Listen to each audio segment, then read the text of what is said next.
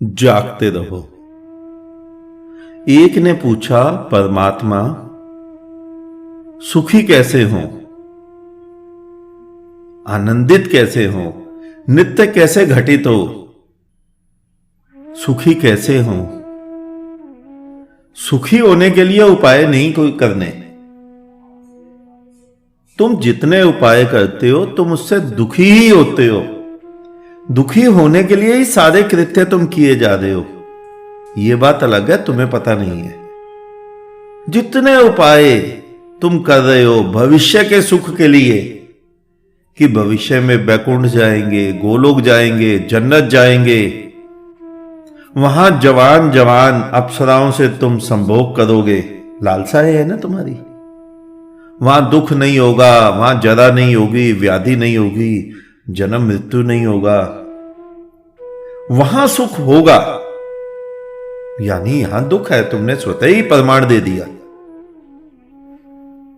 सुख सुख तो तुम हो। सुख होने के लिए उपाय नहीं करने, भविष्य की कल्पनाओं को छोड़ दो। सुखी तुम हो।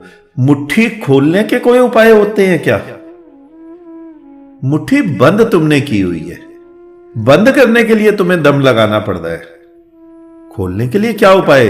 तुम बंद करना छोड़ दो, मुट्ठी खुली हुई है। तुमने सारा का सारा ज्ञान ही उल्टा पड़ा हुआ है। इसीलिए मैं तुम्हें कहता हूं, रटा हुआ ज्ञान काम नहीं आता। रटे हुए ज्ञान से तुम सुखी नहीं हो सकते। सुखी होने के लिए आंखें खोलनी है बस, और कुछ भी तो नहीं करना। स्वयं को पहचानना है। कोई ईश्वर को पहचानने की आवश्यकता नहीं है। जिस दिन स्वयं को पहचान लोगे उस दिन हाथ उठा के नाचोगे कि पागल था मैं, उसको खोजे जा रहा था, जीवन में तो मैं खुद खड़ा हूं। तुम कहते हो सुखी कैसे होंगे, तुम कहते हो तुम दुखी हो, लेकिन कभी बुद्धों को सुना है कि बुद्ध जन सुखी होने के उपाय करें? या बुद्धों को सुना है बुद्ध जन कहें कि वो दुखी हैं? नहीं। जिसको बुद्धत्व घट गया वो तो कहता है जीवन एक नित्य है, जीवन एक उत्सव है, यहां आनंद ही आनंद है, यहां दुख क्षण मात्र के लिए भी नहीं है। लेकिन तुम तो जीवन भी सीखने के लिए आर्ट ऑफ लिविंग जाते हो, जो तुम्हें आज तक नहीं आई। अगर एक बार आर्ट ऑफ लिविंग तुमने सीख ली और तुम्हें जीना आ गया तो पुनः पुनः क्यों जा रहे हो? यानी तुम्हें कुछ भी नहीं आया, कुछ आएगा भी नहीं। क्या बतख के बच्चे को भी कोई तैरना सिखाता है? तुम बतख के बच्चे हो, बैठे बिठाए पैदा होते ही तुम तैरना सीखे हुए हो। तुम परमात्मा के बच्चे हो, परमात्मा ही हो। बतख के बच्चे को कभी तैरना नहीं सिखाया जाता।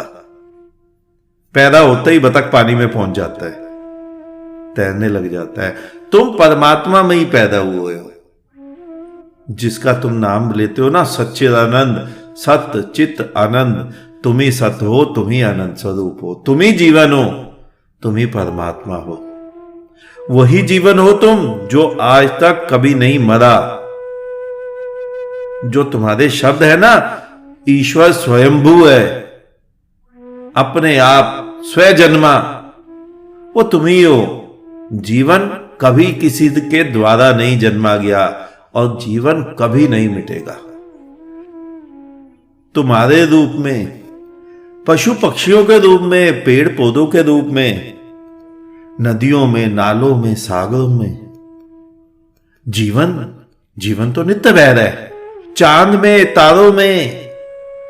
तुम्हारा ही सिद्धांत है ना, कण कण में परमात्मा।